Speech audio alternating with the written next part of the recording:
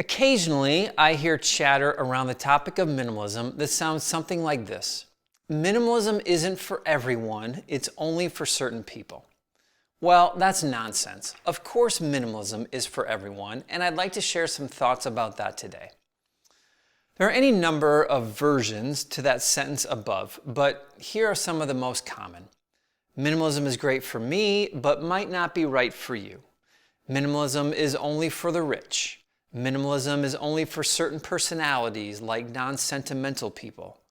Minimalism isn't for people who are crafters or teachers or creative types. Now, I can't possibly speak to every version of the minimalism isn't for everyone argument, but I can talk about those four specifically because I think they're the most common. But first, it might be helpful to remind ourselves what minimalism is and what it is not, because I think that will clear up a lot of the confusion. Minimalism is not a set of specific rules or guidelines, and the goal of minimalism isn't to own the fewest number of things possible. Minimalism is about owning only the things you need in order to accomplish your greatest goals in life. It's the intentional promotion of the things we most value by removing anything that distracts us from it. And minimalism is always going to look different from person to person based on any number of factors. Where you live, the size of your family, your career, your hobbies, your age, your economic realities, just to name a few. All of these factors will influence the physical possessions you keep and the ones you remove. Minimalism is entirely freeing in this way. It's also important to note that minimalism is about more than owning less. It's about seeing the world differently and removing the unending pursuit of physical possessions. Sure, many people own too much stuff and need to minimize their things to reach the optimal amount, but even someone who has little can embrace minimalism as a means to not over-accumulate in the first place. In the end, minimalism frees up our most important resources for things in life that matter more than physical possessions, however you choose to define that. And that is something that benefits everybody, regardless of any individual characteristic. Of course, minimalism is for everyone. We all have a finite amount of money or days to live, and the less we waste them on physical possessions, the more we can spend on meaningful pursuits. Now, let's look at some of the specific thoughts above. Number one, minimalism is great for me, but may not be right for you. Minimalism offers the same benefits to everyone who embraces it. More opportunity to pursue greater passions than physical possessions. Certainly, each person is going to define those passions differently, but pursuing happiness and fulfillment in places that can actually deliver it is a recommendation that is absolutely right for everyone, and we should be bold in spreading it. Number two, minimalism is only for the rich. This is a critique that pops up from time to time in articles written by people who don't understand minimalism. For starters, you don't need a lot of money to own less stuff. You need a lot of money to own too much stuff. Perhaps my thinking is skewed by the resident of an underdeveloped African country who approached me after a presentation one time and said, "This is a message that the people in my home country desperately need to hear. They are so focused on wanting and accumulating things, they miss the joy and happiness right in front of them."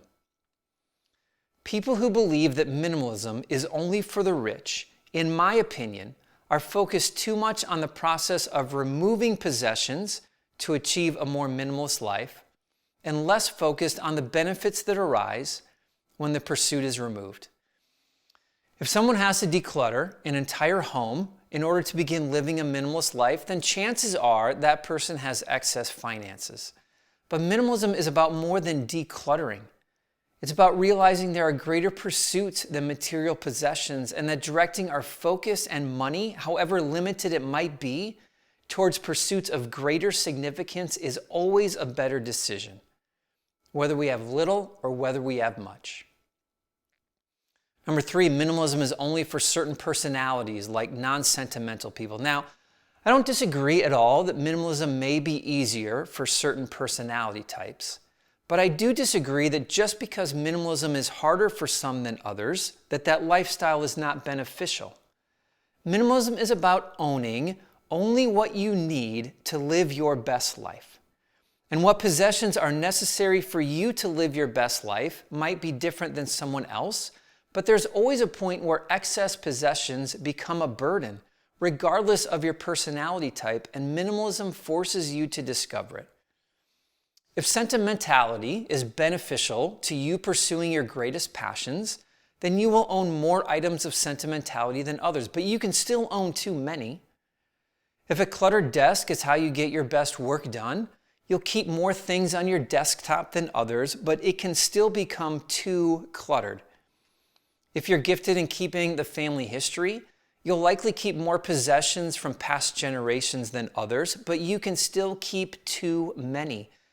Minimalism isn't about forcing every individual into the same set of rigid rules on the number of outfits they can wear or items they can keep on their desk. It's about owning the optimal number of things to accomplish the most with your life and removing anything that distracts you from it, regardless of your unique personality characteristics. And lastly, minimalism isn't for people who are crafters.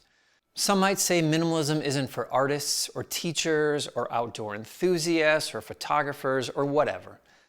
When I was first starting on my journey towards becoming minimalist, I read an article that made a very helpful statement. The minimalist writer said, "I love biking, and because of that, I own more biking equipment and tools than other people. But I own less of other things than most people do, and that's fine with me." He continued, "Biking is a hobby that improves my well-being and will always require a certain number of things for me to keep in my possession." Recently, I received a comment from someone new to this YouTube channel, and in her comment, she said, "Minimalism isn't for everyone. Why would I give up my piano? I've played that piano every week for the last 15 years. Of course, the article had nothing to do with giving up pianos, and neither does minimalism. If you play the piano every week, and that is a hobby that enriches your life, then you shouldn't remove the piano from your home. But maybe you don't need the basement full of possessions collecting dust, or all the items in your kitchen, closet, drawers, or other things in your living room. If you're an artist or crafter, keep the possessions required for your hobby and passion, but remove the other unneeded possessions. Freeing up time and space and money may allow you to thrive even more in that creative craft. Minimalism doesn't dictate what hobbies you can or cannot pursue. It doesn't dictate what career path you can or cannot choose. And it doesn't dictate what specific possessions you can or cannot keep. It only reminds us that our lives are too valuable to waste pursuing and accumulating material possessions. And that is true for every single one of us. As an added note, I plan to be a little extra active in the comment section, answering any questions that you might have related to this video. I think it's an important one.